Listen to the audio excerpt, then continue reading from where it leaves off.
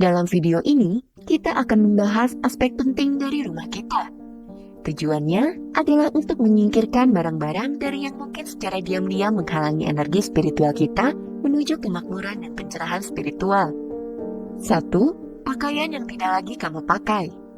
Dolores Cannon dalam pemahamannya yang mendalam tentang energi benda mengajarkan kita bahwa setiap benda yang kita miliki memiliki tanda tangan energi yang unik.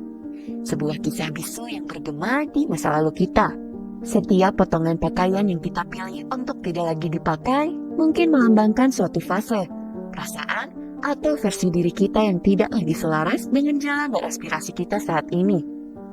Pakaian tersebut mungkin mewakili kebiasaan lama, hubungan yang hancur, atau impian yang terlupakan. Aspek-aspek kehidupan kita yang sudah kita tinggalkan, tetapi masih ada secara fisik di ruang kita, mempengaruhi medan energi kita.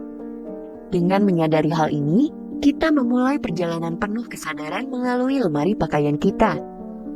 Proses ini bukan hanya tentang merapikan pakaian, ini adalah perjalanan introspektif untuk mengakui peran setiap pakaian dalam kisah hidup kita. Saat kita menyaring pakaian-pakaian ini, kita mengingat pelajaran yang mereka saksikan dan kenangan yang pernah mereka alami. Tindakan melepaskan ini yang diliputi rasa syukur dan kesadaran bukan sekedar pembersihan fisik. Ini adalah pelepasan energi lama secara simbolis, menyelaraskan ruang pribadimu dengan perjalanan spiritual dan membuka rumahmu terhadap kemungkinan-kemungkinan dan transformasi positif yang baru. 2. Barang yang rusak. Kehadiran barang-barang yang rusak ini di rumah kita dapat berfungsi sebagai pengingat konstan, walau di alam bawah sadar, tentang urusan yang belum selesai atau konflik yang belum terselesaikan. Kerusakan mereka dapat mencerminkan kembali kepada kita kerentanan, ketakutan, dan bagian-bagian masa lalu kita yang masih perlu kita perbaiki. Pemandekan energi ini secara halus dapat menghambat perjalanan kita menuju pemenuhan dan pencerahan spiritual. Untuk mengatasi hal ini, pertama-tama kita harus secara sadar mengakui jasa dan tujuan barang-barang ini di dalam hidup kita. Kenali keindahan yang mereka bawa atau fungsi yang mereka jalankan ketika mereka masih bagus. Tindakan pengakuan ini sangat penting, karena sejalan dengan ajaran tentang penyembuhan. Untuk sembuh, seseorang harus terlebih dahulu mengakui dan menerima.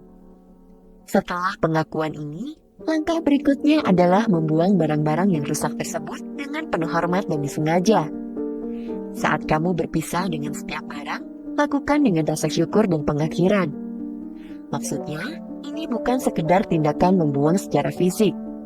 Ini adalah ritual spiritual untuk melepaskan energi yang stagnan dan berdamai dengan masa lalu. 3. Kaos kaki tunggal dan celana dalam yang sudah usang. Kaos kaki tunggal seringkali merupakan sisa-sisa dari sepasang, melambangkan ketidaklengkapan dan kekacauan dalam ranah energi dan niat. Kaos kaki tunggal ini dapat menjadi metafora untuk aspek kehidupan kita, di mana kita merasa ada sesuatu yang kurang atau belum sepenuhnya utuh. Begitu pula celana dalam yang sudah usang. Meskipun bersifat pribadi dan tidak terlihat oleh orang lain, dapat mencerminkan sikap kita terhadap perawatan diri dan nilai pribadi. Barang-barang ini yang sudah compang-camping, tidak lengkap lusuh, dan sudah usang karena penggunaan, mungkin tanpa disadari menyelaraskan diri kita dengan energi ketidakcukupan dan rendahnya menghargai diri sendiri. Untuk mengubah energi ini menuju keberlimpahan dan kelengkapan, disarankan untuk mengganti barang-barang ini dengan pakaian dalam yang baru dan berkualitas tinggi. Tindakan ini meskipun tampak sederhana, namun sangat signifikan. Dengan memilih untuk berinvestasi dalam pakaian dalam yang baru, utuh, dan berkualitas, kita mengirimkan pesan kuat kepada diri sendiri dan alam semesta tentang nilai, harapan, dan komitmen kita terhadap standar pribadi. Ini adalah afirmasi bahwa kita pantas mendapatkan yang terbaik, tidak hanya dalam aspek kehidupan yang tampak, tetapi juga di semua bidang, termasuk yang bersifat pribadi dan intim. 4. Sepatu yang kotor atau sudah usang. Sepatu dalam arti yang mendalam dan simbolis membawa kita melalui kehidupan sehari-hari. Mereka menjadi saksi langkah-langkah kita dan perjalanan kita dalam hidup. Sepatu yang kotor atau sudah usang bisa dianggap sebagai metafora terhambatnya hidup kita oleh sisa-sisa kesalahan masa lalu. Masalah yang belum terselesaikan atau energi yang masih bertahan namun tidak lagi sesuai dengan tujuan kita. Karya Canon dalam memahami perjalanan hidup dan evolusi spiritual menyarankan bahwa menjaga sepatu yang bersih dan terawat adalah seperti melangkah di jalur kehidupan yang jelas dan tidak terhalang. Ini juga melambangkan menjalani hidup dengan niat dan kesiapan untuk memulai petualangan baru, menghadapi tantangan baru, dan dengan percaya diri melangkah menuju tujuan yang telah ditetapkan.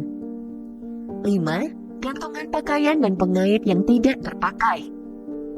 Gantungan baju yang tidak terpakai di lemari atau pengait kosong di dinding mungkin terlihat tidak berbahaya. Namun secara simbolis, hal tersebut dapat merefleksikan area-area dalam hidup kita di mana potensi kita tidak terrealisasi atau di mana peluang dibiarkan menggantung. Sama seperti gantungan kosong menunggu pakaian dan pengait menunggu barang untuk disimpan. Benda-benda yang tidak terpakai ini dapat mencerminkan aspek kehidupan kita yang menunggu untuk diisi atau tujuan yang belum tercapai. Di ranah energi, tanpa disadari, mereka menciptakan suasana penantian atau kekurangan, bukannya suasana kepuasan dan tindakan. Ajaran Canon mengenai aliran energi dan pentingnya niat dalam lingkungan kita menyarankan bahwa menyingkirkan gantungan dan pengait yang tidak terpakai ini atau mengisinya secara aktif dapat membuat perbedaan yang besar. Dengan melakukan hal ini, kita dapat membuka lingkungan kita terhadap peluang baru dan mengundang kemakmuran mengalir ke dalam hidup kita. 6. Barang dan pakaian orang yang sudah tidak ada lagi. Bagian ini menyelami dampak emosional dan spiritual yang mendalam dari menyimpan barang milik individu yang sudah tidak lagi menjadi bagian dari hidup kita.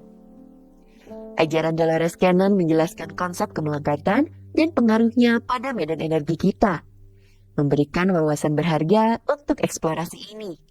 Barang dan pakaian milik orang yang sudah tidak ada lagi membawa lebih dari sekedar kehadiran fisik. Benda-benda dan pakaian tersebut dijiwai oleh energi hubungan dan interaksi masa lalu.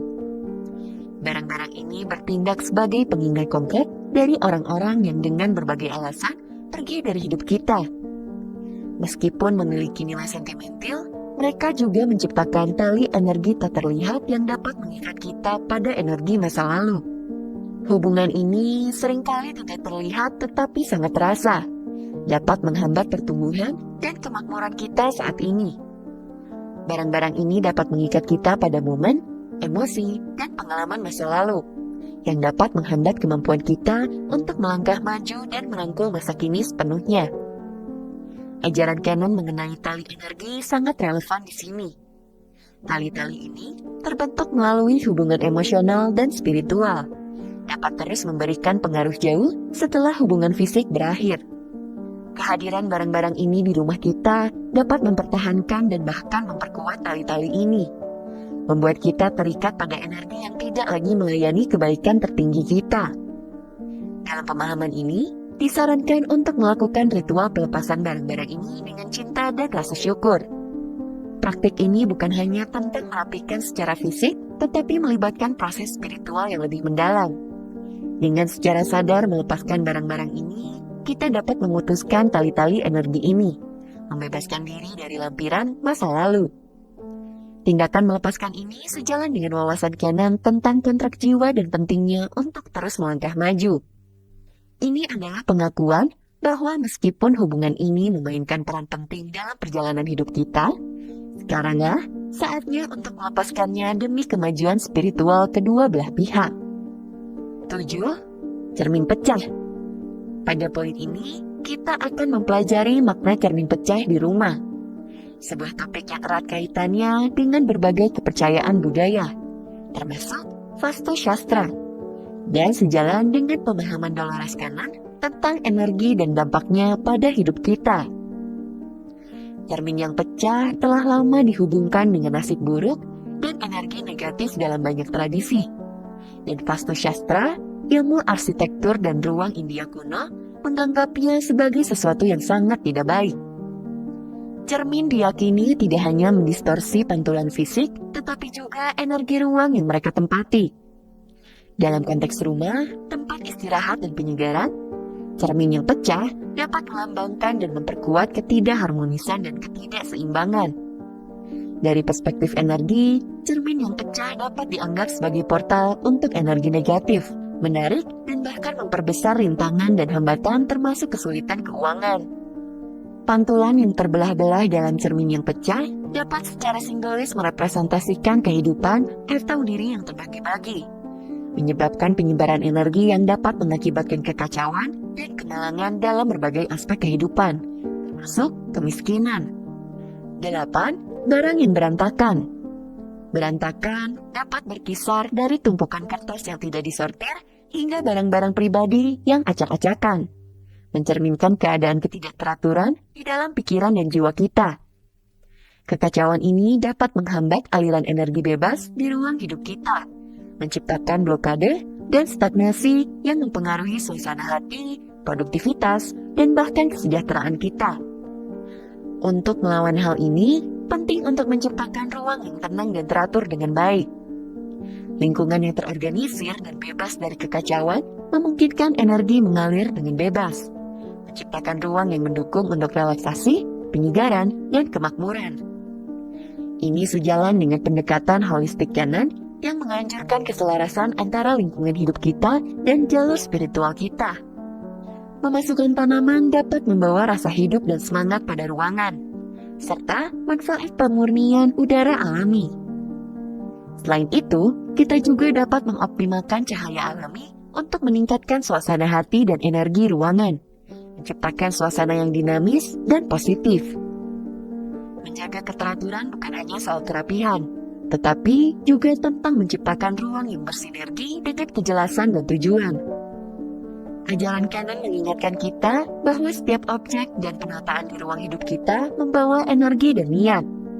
Dengan secara sadar memilih apa yang menempati ruangan kita, kita menyelaraskan lingkungan fisik kita dengan aspirasi spiritual kita. Rumah yang bebas dari kekacauan menjadi tempat yang baik untuk istirahat, refleksi, dan koneksi spiritual, di mana setiap elemen berkontribusi pada rasa harmoni dan keseimbangan. Ingatlah, perjalanan transformasi ini berkelanjutan, dan setiap langkah yang kita ambil untuk menyelaraskan ruang fisik kita dengan nilai-nilai spiritual kita, membawa kita lebih dekat dengan kehidupan yang kita impikan. Beri pendapatmu di kolom komentar ya.